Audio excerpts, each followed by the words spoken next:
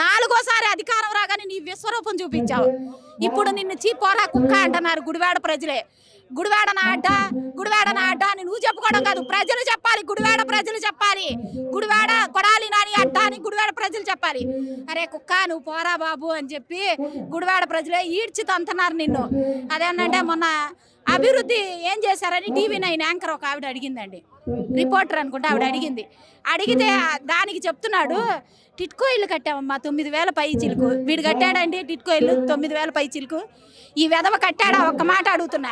అసలు అందులో ఒక ఇటుక స్టార్టింగ్ ఎక్కడ పెట్టారో వీడికి తెలుసా? ఈ వెధవ మాట్లాడతాడు మేము కట్టామని. పక్కింటోడు కొడుక్కి నా పేరు పెట్టుకోండి అన్న టైపు మా గురువుగారు. సిగ్గులేని వెధవ. తిట్టి నాకు కూడా యాస్ట్కి వచ్చేసిందండి కొడాలి నాని మా గురుగారిని తిట్టి. వాడికి సిగ్గులేదు. కాబట్టి గురుగారు నెక్స్ట్ నిన్ను ఈడ్చి తంతే ఏ ఊర్లో పడతావో కూడా తెలియదు. ఇక్కడ గుడివాడలో తెలుగుదేశం జెండా ఎగరబోతుంది.